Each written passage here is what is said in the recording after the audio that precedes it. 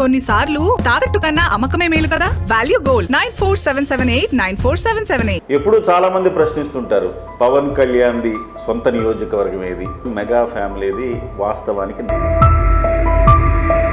ఎట్లా జరుగుతుంది ప్రచారం, అప్పటికి ఇప్పటికీ ఏంటి వ్యత్యాసం? IS% కళ్యాణ్ గారి తర్వాత కూటమి ప్లస్సా మైనస్సా? అందరి ఎజెండా ఒకటే, తరిమి కొట్టాల. ఆయనతో పోల్చుకుంటే ఆర్థికంగా మీరు చిన్నవారు, ఎట్లా ఢీ కొడుతున్నారు? దేశంలోనే ఎంతమంది ముఖ్యమంత్రుల దగ్గర డబ్బు ఉందో ఒక జగన్ దగ్గర అంత డబ్బు ఉంది. జగన్మోహన్ రెడ్డి గారు అంటుంటారు కదా, క్లాస్ వార్, ఇది క్లాస్ వార్ అని. ఆయన ప్రశ్నించినప్పుడే ఈ ప్రభుత్వం దిగి వస్తుంది. దేనికైనా గత 5 ఏళ్లుగా మీకు ఈ నరసాపురం పరిస్థితి ఏంటి? మీకు ఒక ఎజెండా ఒకటి పెట్టుకున్నారా? వ్యసనంలో దీక్షలు చేస్తాం.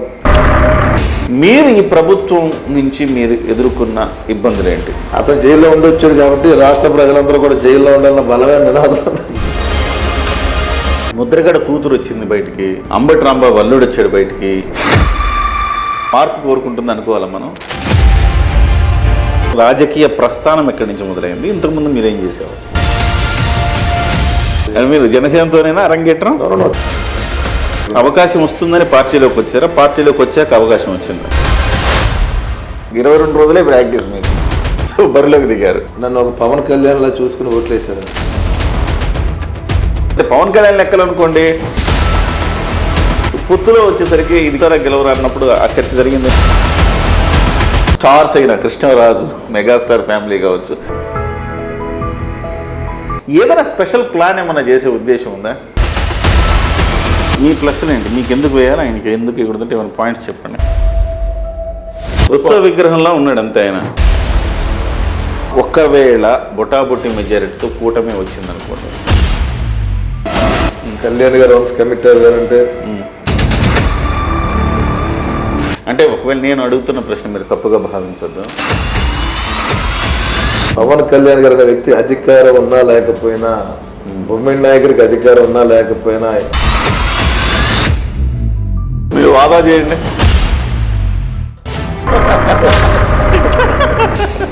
Hi, welcome to Kiran TV. ఎప్పుడు చాలామంది ప్రశ్నిస్తుంటారు, పవన్ కళ్యాణ్ది సొంత నియోజకవర్గం ఏది, లేకపోతే చిరంజీవిది సొంత నియోజకవర్గం ఏది అని.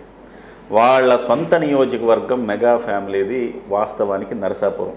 మొగల్తూరు ఉన్న నియోజకవర్గం నరసాపురం నియోజకవర్గం. ఆ నియోజకవర్గానికి 2009లో కూడా గణనీయమైన ఓట్లు పీఆర్పీకి వచ్చాయి. 2019లో అయితే రాష్ట్రంలోని అత్యధిక ఓట్లు సాధించుకున్న ఎమ్మెల్యేగా బొమ్మిడి నాయకర్ నిలిచారు. అత్యంత తక్కువ ఓట్లతోటి 6,000 ఓట్లతో ఆయన ఓటమి పాలయ్యారు. నెంబర్ 2గా ఆయన నిలబడ్డారు. అయితే ఇవాళ 2024లో ఆయన బరిలో ఉన్నారు. ఆయన ఏ రకంగా పెర్ఫార్మెన్స్ చేశారో పార్టీ కూడా అంతే ప్రాధాన్యత ఆయనకి ఇచ్చింది. పిఏసీ సభ్యులుగా చేసింది, అలాగే మత్స్యకార సంఘ విభాగానికి అధ్యక్షులుగా చేసింది. సో కోఆర్డినేషన్ కమిటీకి, తెలుగుదేశం పార్టీ బీజేపీ కోఆర్డినేషన్ కమిటీకి కూడా ఆయన మెంబర్గా చేసింది. సో అలాంటి బొమ్మిడి నాయకర్ గారితో ప్రస్తుతం మనం ఉన్నాం. మాట్లాడదాం. ఎన్నికల ప్రచారం ఏ రకంగా, నరసాపూర్ ప్రజల స్పందన ఎట్లా ఉందో తెలుసుకునే ప్రయత్నం చేద్దాం. నమస్తే అన్న. నమస్తే అండి. కిరణ్ గారు బాగున్నారా? బాగున్నా. ఎట్లా జరుగుతుంది ప్రచారం? బాగుందని, బ్రహ్మాండంగా ఉంది. ఇక్కడ క్యాంపెయిన్ అంతా ప్రజల స్పందన చాలా బాగుంది. అనుకున్న దానికన్నా ప్రజలు ముందుకు వచ్చి ఏదైతే ఈ ప్రభుత్వ వ్యతిరేకతని ప్రత్యక్షంగా వ్యక్తం చేస్తున్నారు. చాలా బ్రహ్మాండంగా ప్రజలందరూ కూడా. 2019లో మీరు పోటీ చేశారు, 2024లో పోటీ చేస్తున్నారు. 19లో కూడా మీరు గెలిచినంత పని చేశారు.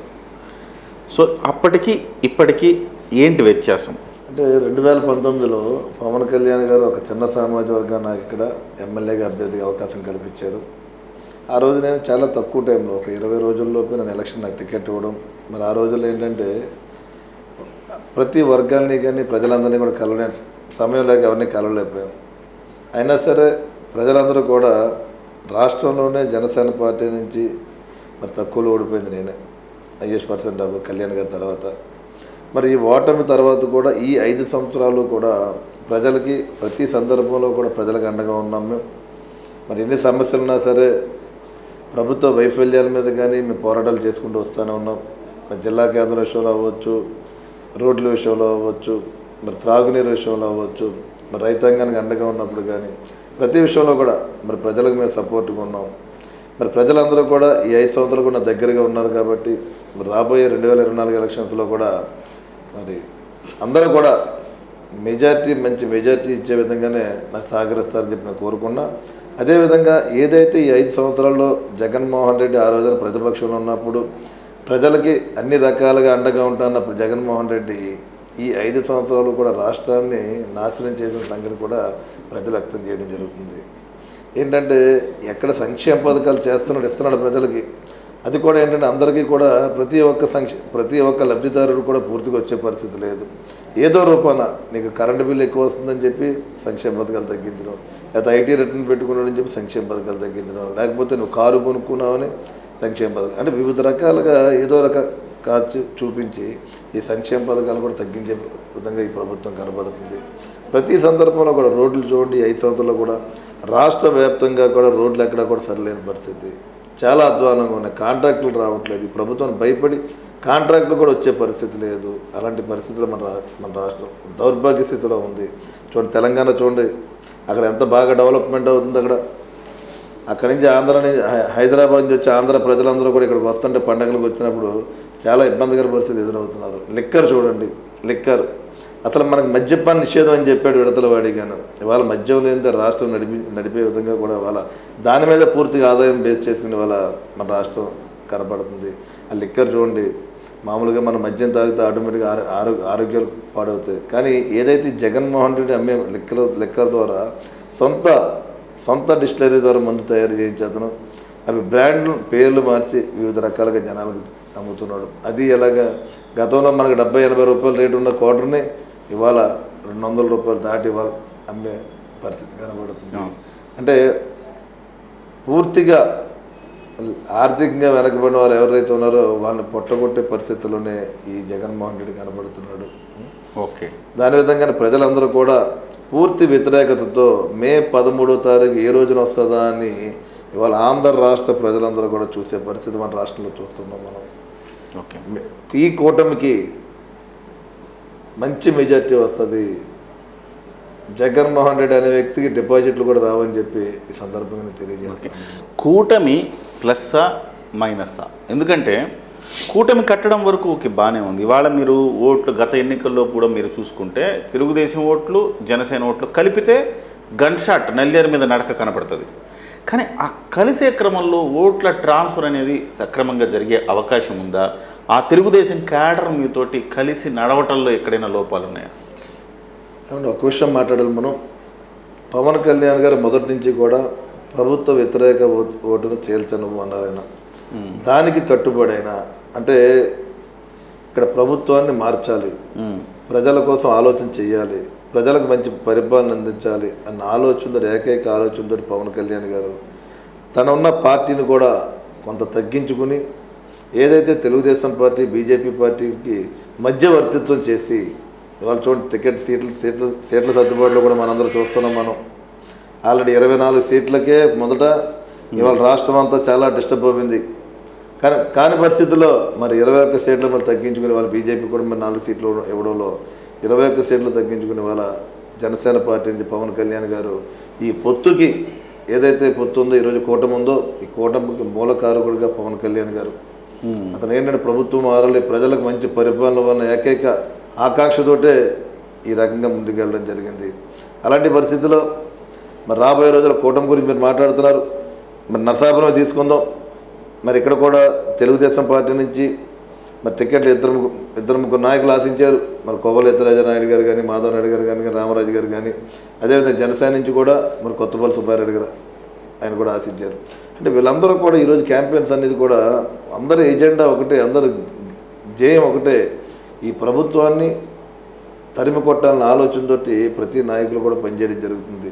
మరి రాబోయే రోజులు మన అధికారంలోకి వచ్చినప్పుడు వారికి కూడా ఒక మంచి ప్రాధాన్యత కలుగుద్దని చెప్పి సందర్భంగా తెలియజేసుకుంటూ అదేవిధంగా వీళ్ళందరూ కూడా కష్టపడి వాళ్ళ నా గెలుపుకి మీతో కలిసి నడుస్తున్నారు. 100% వాళ్ళతో కలుపుకుని మేము ప్రయాణం చేస్తున్నాం. సుబ్బారెడ్డి గారితో కలుపుని పని చేస్తున్నాం, మాధవ నాయుడు గారు కలుపుని పని చేస్తున్నాం, కోవల నాయుడు గారు కలిసి రామరాజు గారితో అందరితోటి ఎవరైతే టికెట్లు ఆశించారో వారి నాయకత్వం అందరితోటి కూడా మేము కలిసి ప్రయాణం చేసి కష్టపడి మాకు రాష్ట్రంలోనే మంచి మెజార్టీ వచ్చే విధంగానే మన నరసాపురం ఉంటుందని చెప్పి ఈ సందర్భంగా నేను తెలియజేస్తున్నాను. అదేవిధంగా రాష్ట్రంలో మిగతా కాన్స్టిట్యున్సీలో కూడా అందరినీ కలుపుకుని ఒక సమన్వయంతో ఈ కూటమి ముందుకు వెళ్తుంది. ఎక్కడైనా కొన్ని చోట్ల అక్కడక్కడ డిస్టర్బెన్స్ వచ్చినాయి, ఆ డిస్టర్బెన్స్ ఉన్న చోట్ల కూడా అంతా సరి చేయడం. ఇవాళ చూస్తున్నారు, ఇవాళ గ్రాఫ్ రోజు రోజుకి కూడా ఈ కూటమికి పెరుగుతుందని చెప్పి ఈ సందర్భంగా నేను తెలియజేస్తున్నాను. ఓకే, మీరు ఎదుర్కొంటున్న అభ్యర్థి చాలా ఆర్థికంగా బలమైన వ్యక్తి ప్రసాదరాజు. మీరు కొంత ఇప్పుడిప్పుడే ఎదుగుతున్న వ్యక్తి మీరు. సో వాస్తవానికి ఇప్పుడు జనసేనలో ఎలాంటి ఇస్తారు టికెట్లు మీరే చెప్పారు. ఒక సాధారణమైన కామన్ మనకి జనసేనలో టికెట్లు ఇస్తారు, గతంలో ఇచ్చారు, ఇప్పుడు కూడా ఇస్తారు. ఆయనతో పోల్చుకుంటే ఆర్థికంగా మీరు చిన్నవాళ్ళు, ఎట్లా ఢీ కొడుతున్నారు? 2019లో నుండి మరి మేము ఆ రోజున ఎలక్షన్ క్యాంపెయిన్ చేసుకున్నాం. మేము ఆర్థికంగా ఆ రోజు డబ్బులు ఖర్చు పెట్టిన సందర్భం ఏమీ లేదు, కష్టపడ్డాం. మేము గతంలో చూసుకుంటే కనుక నేను దాదాపు 15 సంవత్సరాల నుంచి నరసాపురం నియోజకవర్గంలో ప్రజలకు అందుబాటులో ఉన్న వ్యక్తిని. ఇప్పటి నుంచి 15 సంవత్సరాల నుంచి. మరి ఆ రోజుల్లోనే నాయకర్ చారిటబుల్ ట్రస్ట్ పేరు మీద మరి సేవా కార్యక్రమం వాటర్ ట్యాంకులు పెట్టి త్రాగునీరు ఇబ్బంది ఉన్నప్పుడు కూడా ఆ గ్రామాలు త్రాగునీరు పంపించడం, అదేవిధంగా ఏదైనా పెళ్ళిళ్ళకి కానీ ఫంక్షన్ ఏదైనా కార్యక్రమం ఉన్నప్పుడు మరి వాటర్ ట్యాంకులు పంపించడం, ఆ త్రాగునీరు విషయంలో కూడా నేను ప్రజలకి అండగా ఉన్నాను, సపోర్ట్ చేసిన నా అదేవిధంగా ఏదైనా ట్రస్ట్ ద్వారా బ్లడ్ క్యాంపులు పెట్టి ఏదైనా ఫైర్ ఇన్సిడెంట్లు జరిగినా ఏదన్నా కానీ ప్రజలకి నా వంతుగానే సహకారాలు చేసుకున్నాం. అదేవిధంగా ఈ ప్రభుత్వ వైఫల్యాలను కూడా మరి ఎప్పుడూ కూడా వ్యతిరేకిస్తూనే మరి ప్రజలకి సహకరిస్తూ ప్రజా సమస్యల మీద మేము పోరాడుతూ ప్రజల దగ్గరగా ఉన్న వ్యక్తిని నేను. ఇవాళ డబ్బు కాదు నాకు, నా దగ్గర నేను ప్రజలందరూ కూడా ఒక సానుభూతి బలంగా ఏంటంటే ఈ రోజున నాయకర్ అనే వ్యక్తి పాడైపోయాడు, ఇవాళ ఈసారి అతనికి అవకాశం కల్పించాలి. పాడైపోయాడంటే ఆర్థికంగా రాజకీయాలకు వచ్చి ఇవాళ మేము పూర్తిగా ప్రజల్లో ఉన్నాం, వ్యాపారాలు కూడా దూరం చేసుకుని ప్రజల సేవ చేయాలని ఆలోచనతోటి. ఆ సానుభూతి ఉందా? సానుభూతి ఉంది వాళ్ళకి. నరసాపురంలో ప్రజలందరూ కూడా వాళ్ళు స్వచ్ఛందంగా ఇవాళ అన్ని వర్గాలు కూడా ప్రత్యేక ఎస్సీ సోదరుల నుంచి కూడా నాకు ఒక సానుకూలత ఉంది. ఇక నరసాపురం విషయానికి వస్తే కనుక ఎస్సీ సోదరులు కూడా నాకు ఓట్లు వేయడానికి ముందుకు వస్తున్నారు. ఓకే, పొద్దున మంచి మెజారిటీతో నరసాపురం లేని విధంగా డబ్బు అనేది అసలు ప్రాధాన్యత కాదంటారు. అసలు నథింగ్ అని డబ్బు గురించి ఏం అవసరం లేదు. జగన్మోహన్ రెడ్డి గారు అంటుంటారు కదా క్లాస్ వార్, ఇది క్లాస్ వార్ అని. ఆ క్లాస్ వార్ ఇప్పుడు నరసాపూర్లో క్లాస్ వార్ ఉందా? ఏమండి అలాంటిది ఏమి లేదండి. ఇవాళ డబ్బు అనుకుంటే కనుక ఈ కూటమి ఏదైతే ఉందో ఈ కూటమి కూడా అధికారంలో వచ్చే పరిస్థితి కాదు.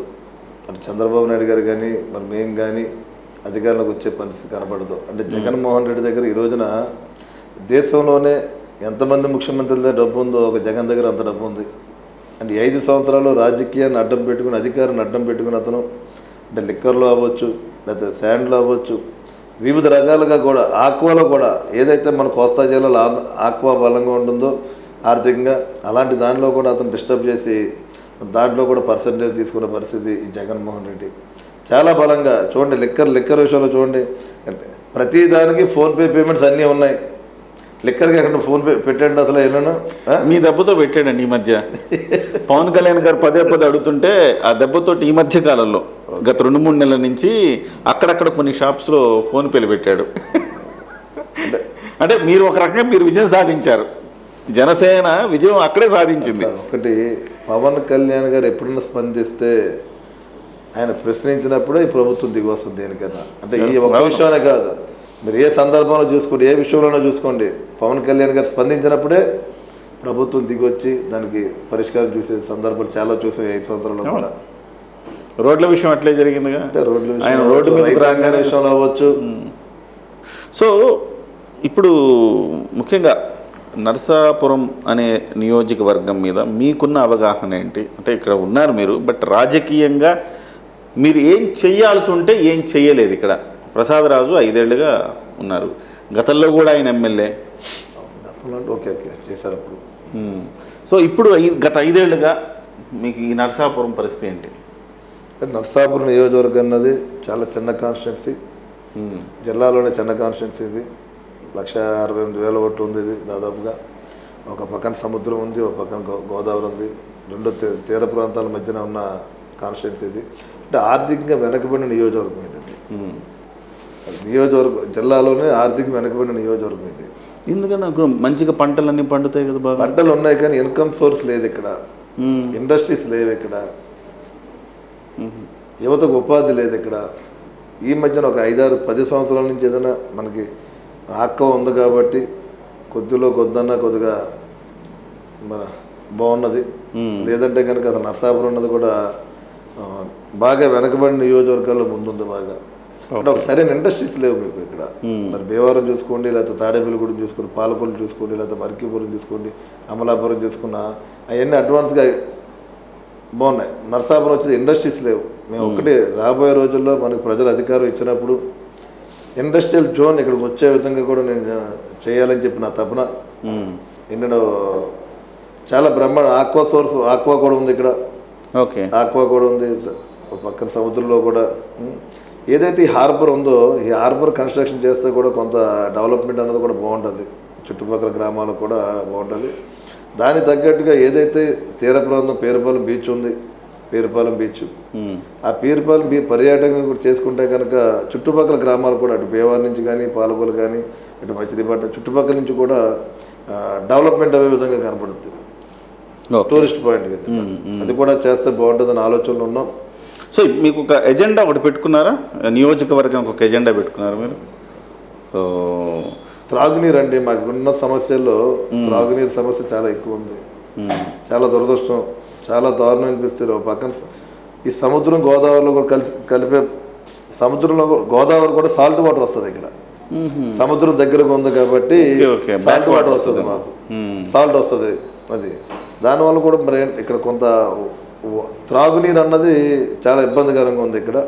మరి రాబోయే రోజుల్లో మనం డ్రింకింగ్ వాటర్ ప్రజలకి మంచినీరు వాళ్ళకి అందించి ఏం చేయొచ్చు అంటారు? దానికి సొల్యూషన్ ఉందా మీకు? దానికి మనకి ఏదైతే ధవళేశ్వరం ఉంది కదండి, ధవళేశ్వరం నుంచి డైరెక్ట్ పైప్ లైన్ వేయించుకోవాలి ఇక్కడికి.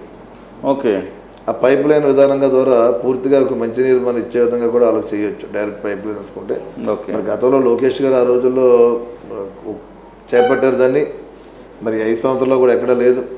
మరి రాబోయే రోజుల్లో మన అధికారంలోకి వచ్చినప్పుడు మరి డ్రింకింగ్ వాటర్ మీద కూడా పూర్తిగా యాక్చువల్ ప్రణాళిక ఉందా అక్కడ? అంటే ప్రభుత్వం దగ్గర ఆ ప్రాజెక్ట్ ఉందా? గతంలో ఉంది, గతంలో మరి ఉంది, ఇప్పుడు ఎవరు పట్టించుకోవట్లేదు ఉంది.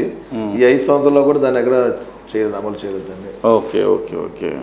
ముఖ్యంగా నరసాపురం మీరు అన్నారా ఇండస్ట్రీస్ పరంగా అన్నింటిని నిర్లక్ష్యం చేయబడింది నా నరసాపురం అని.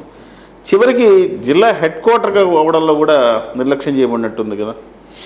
ఇక్కడ నరసాపురం కండి జిల్లా హెడ్ క్వార్టర్ అవే అర్హత కానీ హక్కు కానీ అన్ని రకాలుగా ఉంది ఇక్కడ. అంటే ఎందుకంటే గతంలో చూసుకుంటే కంటే సబ్ డివిజన్ వ్యవస్థలు ఉన్నాయి ఇక్కడ. ఆర్డీఓ కానీ ఆర్డీఓ వ్యవస్థ ఉంది ఇక్కడ, పోలీస్ సబ్ డివిజన్ ఉంది, గవర్నమెంట్ భూములు ఉన్నాయి, విశాలవంతమైన ప్లేసులు ఉన్నాయి ఇక్కడ. అన్ని రకాలుగా కూడా ఇక్కడ అర్హత ఉంది. అంటే ప్రతి పార్లమెంట్ జిల్లా హెడ్ క్వార్టర్ చేశారు, ఏదో ఒకటో మినాయించి. అలాంటి పరిస్థితులు మన నరసాపురంకి ఇవ్వాల్సింది ఉంది. కానీ మరి మా శాసన సభ్యులు ప్రసాదరాజు గారు దాన్ని మరి భీమవరానికి అయినా త్యాగం చేశారా? త్యాగం చేయలే, అమ్మేసుకున్నాడు ఆయన. అమ్మేసుకున్నాడు ఆయన. ఎట్లా మరి ఎట్లా అంటే అలాగది ఇది ఫస్ట్ జిల్లా కేంద్రం అవ్విందన్నారు. ఇక్కడ ఎంప్లాయీస్ కూడా సైట్లు కూడా చూసుకున్నారు, ఇక్కడ ఎక్కడెక్కడ ఏంటన్నది కూడా దాన్ని వర్కౌట్ చేసుకున్నారు. మరి లాస్ట్కి వచ్చేటప్పటికి మరి భీమవరం వెళ్ళిపోయిందని చెప్పారు. మేము ఈ జిల్లా కేంద్రం విషయంలో కూడా మేము దాదాపు 2 నెలలు మేము పోరాటాలు చేసాం, ఇక్కడ ధర్నాలు చేసాం, ర్యాలీలు చేస్తాం, శ్మశానంలో దీక్షలు చేస్తాం, కాగడాలతో ర్యాలీలు చేస్తాం. వివిధ రకాల నరసాపురం నియోజక ప్రజలందరూ కూడా ఆ రోడ్డు ఎక్కి గలం విప్పించిన పరిస్థితి మనందరూ గుర్తు చేసుకోవాలి.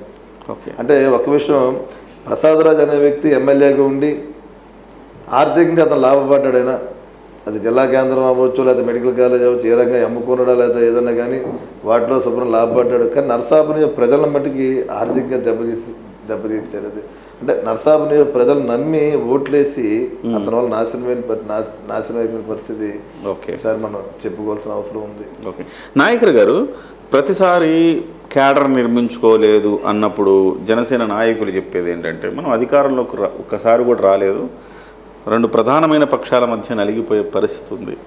ముఖ్యంగా అధికార పక్షం ఇవాళ జగన్మోహన్ రెడ్డి నేతృత్వంలోని ప్రభుత్వం అరాచకంగా అణిచేస్తుంది. సో మనం ఏదైనా క్యాడర్ వాళ్ళకని బాధ్యత అప్పగిస్తే వాళ్ళ ఆర్థిక మూలాన్ని దెబ్బ కొట్టి వాళ్ళని ఇబ్బంది పెడతా ఉన్నారు. అందుకే కొంచెం స్లోగా ఉందని చెప్తూ ఉంటారు కదా. మీరు 5 ఏళ్ల నుంచి ఓడిపోయిన తర్వాత కూడా మీరు జనాల్లో ఉన్నారు. అదైతే నా సర్వేలో కూడా మేము మాట్లాడినప్పుడు కూడా చాలామంది చెప్తున్నారు. నాయకర్ గారు పోరాటాలు చేశారు ప్రభుత్వానికి వ్యతిరేకంగా. సో ప్రజల పక్షాన పోరాటాలు చేశారు. మీరు ఈ ప్రభుత్వం నుంచి మీరు ఎదుర్కొన్న ఇబ్బందులు ఏంటి? చాలా సందర్భాల్లో నియోజకవర్గంలో మేము ప్రజల సమస్యలపై ఉన్నప్పుడు నిజంగా ఒక గవర్నమెంట్ ఆసుపత్రి డాక్టర్ నిర్లక్ష్యం వల్ల ఒక గర్భిణీ స్త్రీ చనిపోయింది. దానికి మేము సపోర్ట్గా అమ్మాయి ఒక చిన్న స్థాయి వ్యక్తి మేము వారికి సపోర్ట్గా ఉన్నప్పుడు మేము అమ్మాయి సంఘీభావం తెలియజేస్తే మేము ఆ రోజు మా మీద కేసులు పెట్టించాడు ప్రస్తుతరాజు.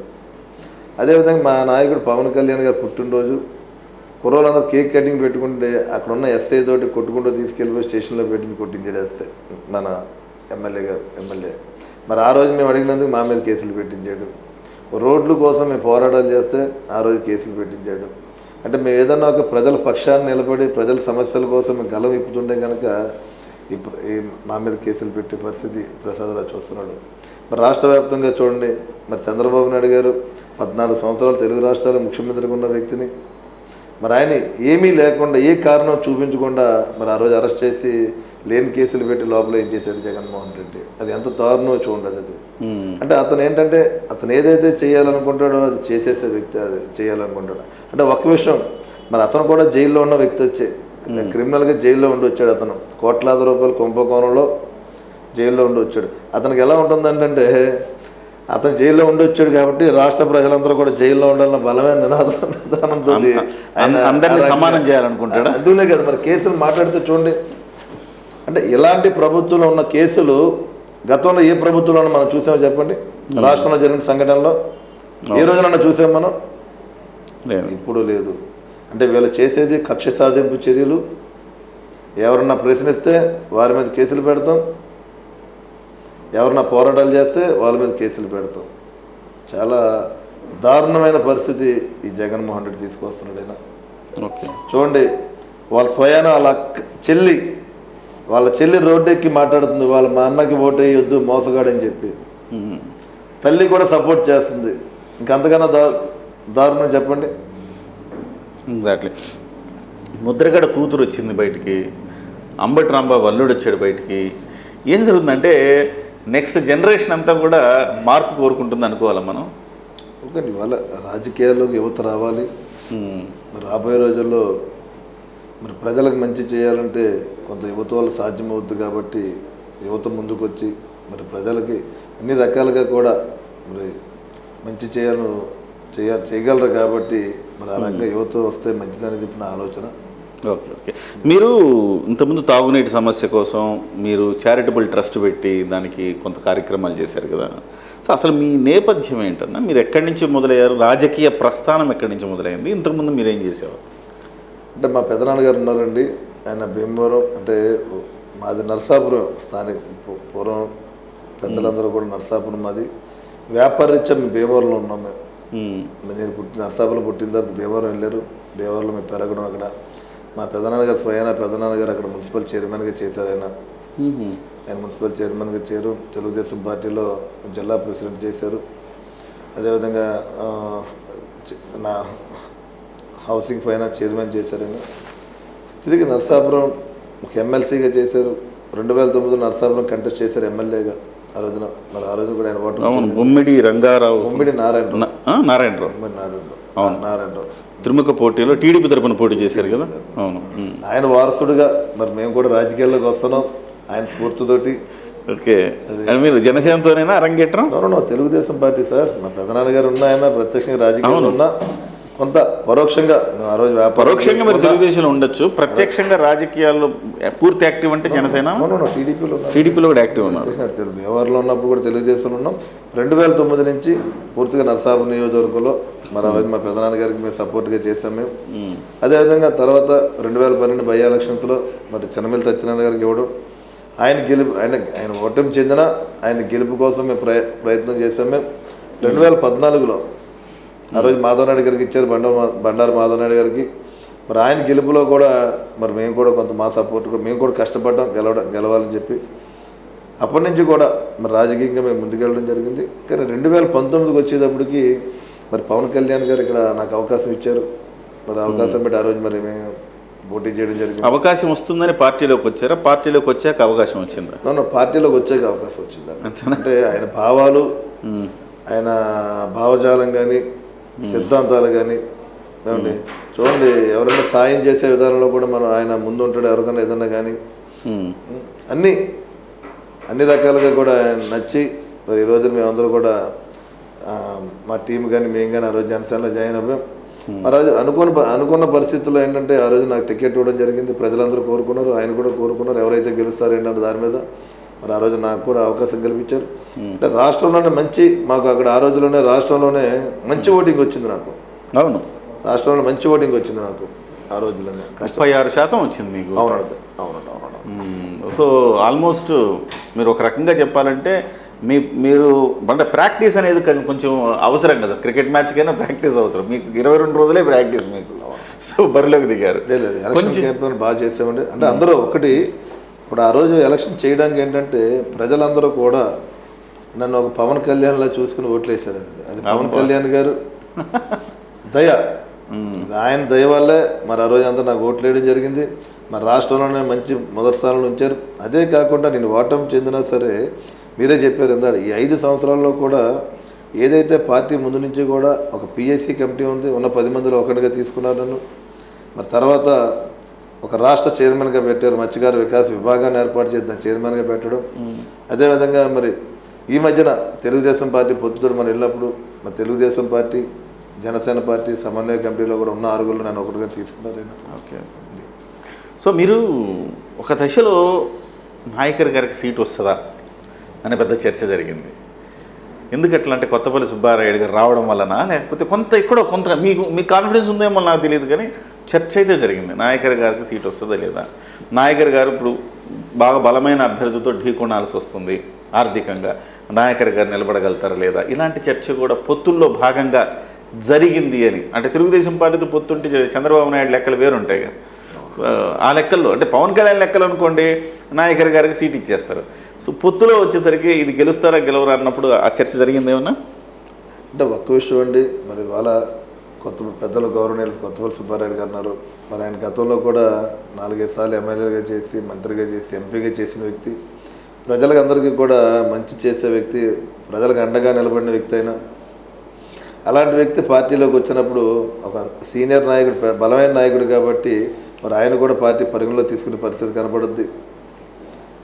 ఓకే, దాన్ని దృష్టిలో పెట్టుకుని కూడా టికెట్ ఆయనకి రావచ్చని మరి కొంత స్పెక్యులేషన్ జరిగింది.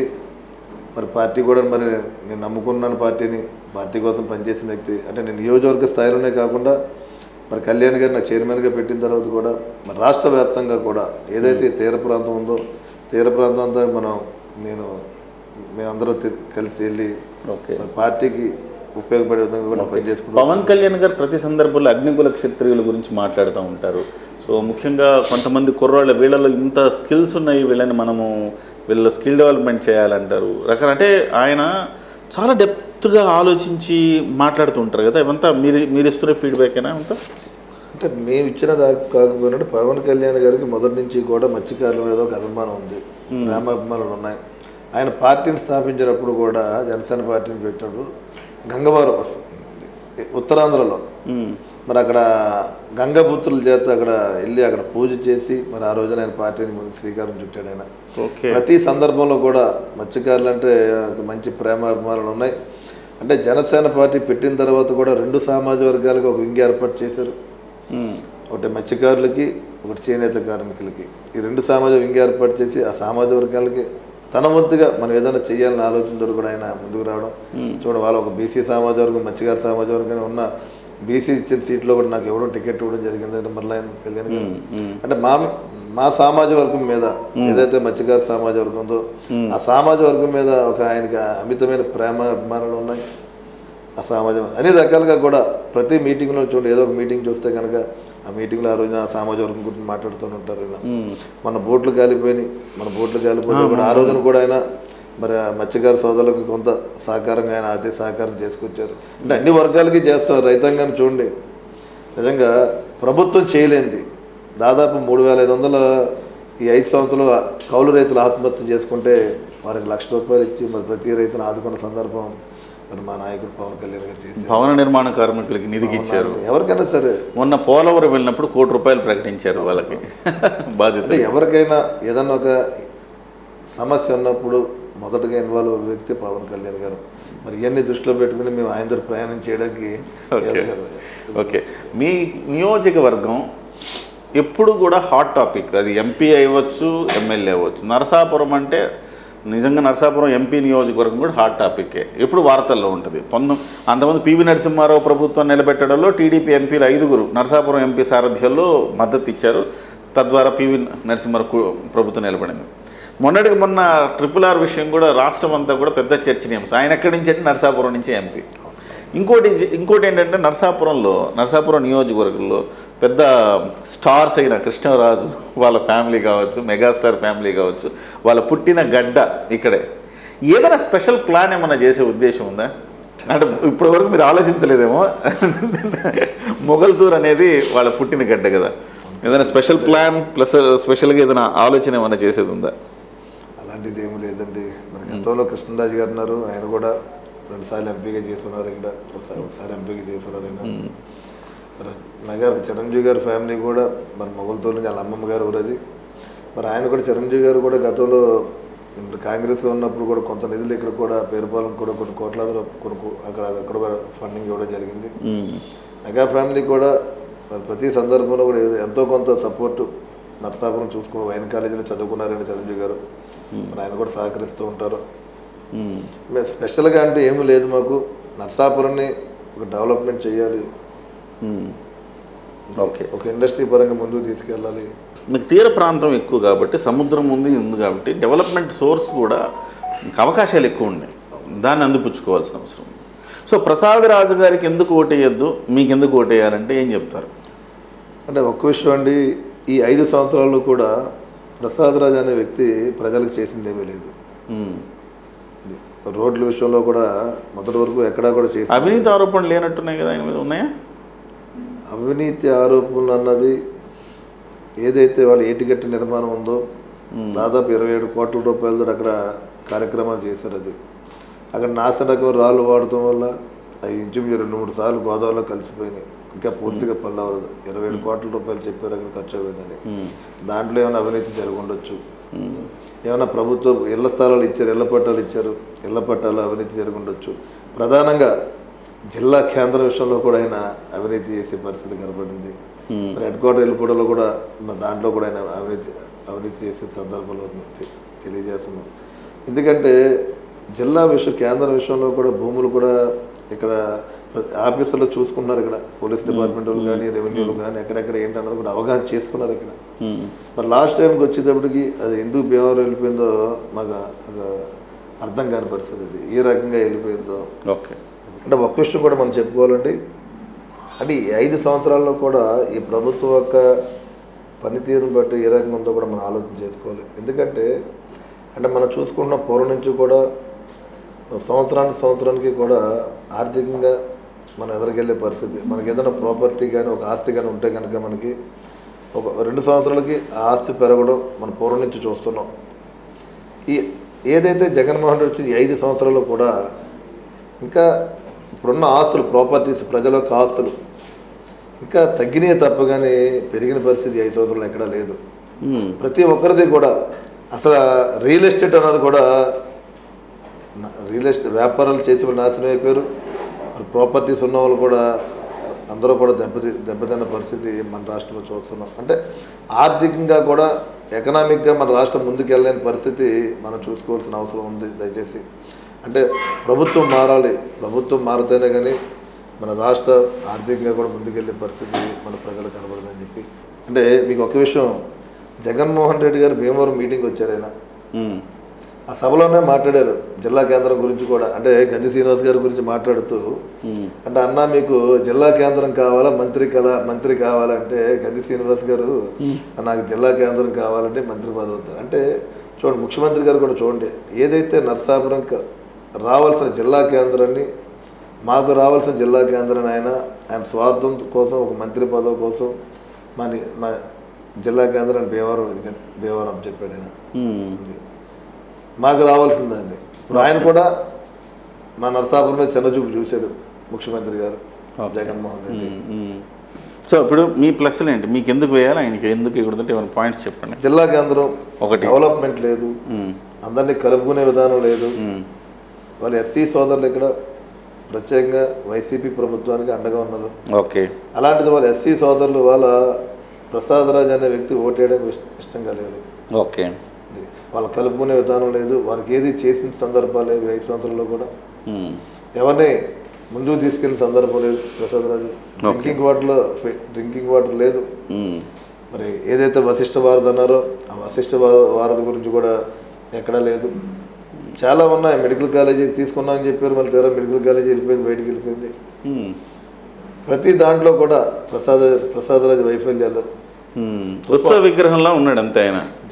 ఏది వచ్చేదాన్ని తీసుకోడు, ఉన్నదాన్ని పోగొట్టుకోవడం, వెళ్ళిపోతుంటే పట్టించుకోవడం. ఇప్పుడు మేము అన్నది ప్రజల పక్షాన్ని నిలబడ్డాం మేము. ఓకే, ఈ 5 సంవత్సరాలు కూడా ప్రతి ఇంటికి తిరిగాం, ఎవరు పిలిచినా వెళ్ళాం, ఏ సమస్య వచ్చినా నిలబడ్డాం మేము. చెప్పాను కింద కేసులు కూడా కట్టించుకున్నాం అని చెప్పి. అవును, ప్రజల సమస్యల మీద పోరాడినప్పుడే మేము కేసులు కట్టారు. మాకు ప్రతి దాంట్లోనూ కూడా కేసులు కట్టించారు మా మీద. ఓకే, సో ఈ పోరాటం చేస్తున్నారు. అభివృద్ధికి మీరు ఫస్ట్ ఒకవేళ ఎమ్మెల్యే గెలిస్తే ఫస్ట్ టేకప్ చేసే డ్రింకింగ్ వాటర్ అండి. డ్రింకింగ్ వాటర్ ప్రధానంగా నరసాపురం ప్రజలు ఇబ్బంది పడే పరిస్థితి. ఓకే, డ్రింకింగ్ వాటర్ ఇబ్బంది పడుతున్నారు. నా ప్రధాన కాన్సెప్ట్ అదే. ఓకే, రాష్ట్రంలో అన్ని సర్వేలు చెప్తున్నది ఏంటంటే కొంచెం టైట్ ఫైట్ ఉంది అని చెప్తున్నాయి. ఈ టైట్ ఫైట్లో ఒక బొటాబొటి మెజారిటీతో కూటమే వస్తుందని చెప్తున్నాయి కొన్ని సర్వేలు. కొన్ని సర్వేలు అయితే ఎక్కువ ఇస్తున్నాయి. ఒకవేళ బొటాబొటి మెజారిటీతో కూటమే వచ్చిందనుకోండి, జనసేన అప్పుడు కింగ్ మేకర్ పాత్ర పోషించడం అనేది ఉంటుందా సార్? ఎప్పుడన్నా ఒకటే సార్, కళ్యాణ్ గారు వన్స్ కమిట్ అయ్యారంటే ఏ రకంగా అయినా సరే, తక్కువ మెజార్టీ వచ్చినా ఎక్కువ మెజార్టీ వచ్చినా మేము అధికారంలో రావడం ఖాయం. కూటమి అన్నది ఏదైతే ఆయన కమిట్మెంట్ తోటి 21 సీట్లు 10 సీట్లు బీజేపీతో కలిసి ఏ రకంగా మేము ప్రయాణం చేస్తున్నాం కూటమి ద్వారా, అదే విధంగా మా ప్రయాణ పార్టీ ఉంటుంది. ఓకే, అంటే ఒకవేళ నేను అడుగుతున్న ప్రశ్న మీరు తప్పుగా భావించొద్దు. ఇన్ కేస్ ఒకవేళ అలాంటి ఒక టైట్ పొజిషన్ వస్తే బొమ్మిడి నాయకర్ గారిని ఏదో రకంగా మభ్యపెట్టే ప్రయత్నం ఒకవేళ చేస్తే మీరు పవన్ కళ్యాణ్తోనే ఉండరా? మీకు ఒక విషయం చెప్పాలి నేను. పవన్ కళ్యాణ్ గారు అనే వ్యక్తి అధికారం ఉన్నా లేకపోయినా, బొమ్మిడి నాయకుడికి అధికారం ఉన్నా లేకపోయినా రేపు ఎలక్షన్లో గెలవచ్చు గెలవకపోవచ్చు, కానీ నా ప్రయాణం జీవితాంతం అంతా పవన్ కళ్యాణ్ గారితో నా ప్రయాణం ఉంటుంది. దానికి ఆలోచన లేదు. దానికి నేను కానీ నా కుటుంబం కానీ ఆయన వాళ్ళ ఒక రాష్ట్ర స్థాయిలో నన్ను, ఒక నియోజకవర్గ స్థాయిలో కాకుండా ఒక రాష్ట్ర స్థాయిలో నన్ను చూసుకుంటారైనా, గౌరవిస్తున్నారైనా. ఆయన వెళ్ళే విధానంలో ఆయన ఎప్పుడు 10 మందికి 10 రూపాయలు పెట్టే మనిషి అయినా, ₹1 అతను సాయం చేసే వ్యక్తి, నిలబడే వ్యక్తి, సమస్యమే పోరాడే వ్యక్తి. అన్ని రకాలుగా కూడా ఆయన్ని మేము దృష్టిలో పెట్టుకుని ఆయన కోసం నా జీవితాంతం కూడా ఆయన కోసం పనిచేయడం. మీరు వాదా చేయండి. 100% అండి. వాదా కాదు అంటే నేను చెప్తాను ఒక విషయం. అంటే మాట వచ్చింది కాబట్టి నేను చెప్తున్నాను. ఇది ఏదైతే 1 ఇయర్ బ్యాక్ ఇవాళ వైసీపీ నాయకులు నాకు ఒక అంటే ఎమ్మెల్సీ అన్నది ఇచ్చి మంచి పొజిషన్లో పెట్టే ఆలోచనతో నా వెనకాల పడ్డారు నాకు. ఓకే, ఆ రోజున కూడా ఏంటంటే ఇక్కడ ఎమ్మెల్యే టికెట్ కూడా ఇస్తారని చెప్పి కూడా వాళ్ళందరూ చెప్పారు. నెక్స్ట్ ఎమ్మెల్యే కూడా టికెట్ ఇస్తా, ఎమ్మెల్సీ ఇచ్చి మీకు ఇక్కడ నరసాపురం ఇస్తామని చెప్పారు. అది మరి ఆ రోజున మేము వెళ్ళిపోయే వ్యక్తులు మేము పనిచేసేది పవన్ కళ్యాణ్ గారి కోసం పనిచేస్తున్నాం. అది ఆయన ఏది చెప్తే, కళ్యాణ్ గారు ఏది ఆదేశిస్తే అది చేయడానికి సిద్ధంగా ఉన్నాను నేను. Right, great. ఎందుకంటే నేను అడిగింది జగన్మోహన్ రెడ్డి గారు ఏమాత్రం సందు దొరికినా నయానో భయాన్ని డబ్బులు కమ్ముడిపోతానని నేను అంటలేదు సార్. నయానో భయాన ఆర్థిక మూలాలను దెబ్బకొట్టడము, ఏదో ఒక రకంగా నయానో భయానో చేయటము, ఇట్లాంటి పనులు కూడా చేసే ఒక అత్యంత ఇచ్చారు కదండి. ఇప్పుడు జగన్మోహన్ రెడ్డి ఎంతమంది బయట పార్టీ వాళ్ళకి ఎమ్మెల్సీలు ఇచ్చాడు మొన్న? అంతేగా, ఒక ఓటమి భయమేగా. అంతే కదా. ఏమండి, ఇప్పుడు నీ పార్టీలో నీ కోసం పనిచేసిన వాళ్ళు ఒక ఎమ్మెల్సీ స్థాయిలో ఎంతమంది ఉంటారు? మరి నువ్వు వేరే పార్టీ వాళ్ళని తీసుకుని నువ్వు వాళ్ళు ఎమ్మెల్సీలు ఇచ్చావంటే ఎంత దారుణమైన పరిస్థితి. అధికారులు ఉన్నప్పుడు ఎస్, ఎలక్షన్స్ ముందు అంటే ఒక ఓటమి భయమే కదా నీకు ఎగ్జాక్ట్లీ. జగన్మోహన్ రెడ్డికి. ఒక్కటి సార్, ఈ జగన్మోహన్ రెడ్డి అనే వ్యక్తి ఒక దుర్మార్గపు ఆలోచనతో ఉన్న వ్యక్తి. అంటే ఎందుకు కూడా చెప్తున్నానంటే, ఇవాళ ఓటర్ ఉన్నాడు ఇక్కడ, మన ప్రజాస్వామ్యం మన ఓటు హక్కు కల్పించింది. గతం ఏ ప్రభుత్వాలు కూడా ఆ ఓటర్ని ఎక్కడ కూడా టచ్ చేసిన సందర్భం, చనిపోతే ఓటర్ డిలీట్ చేసేస్తాం మనిషి. కానీ ఈ ప్రభుత్వం ఎలా చేసింది, కొంతమంది వేరే ఊర్లో ఉంటే కనుక, వేరే రాష్ట్రాలు ఉంటే కనుక, గతంలో ఉన్నప్పుడు ఆ ఎలక్షన్ టైంకి వచ్చేసరికి ఓటర్ ఓటేసుకుని వెళ్ళిపోయేవాడు హ్యాపీగా. కానీ ఈ ప్రభుత్వం ఏం చేసింది, ఒక వైసీపీ నాయకులకు మాత్రమే బయట ఊర్లో ఉన్న వాళ్ళకి ఓటు అలా ఉంచింది. మిగతా పార్టీలు ఉన్న వాళ్ళకి ఏంటంటే తెలుగుదేశం పార్టీ లేకపోతే బీజేపీ జనసేన ఉంటే కనుక వాళ్ళ ఓట్లందరూ కూడా తొలగించే పరిస్థితి ఈ ప్రభుత్వం చేసింది.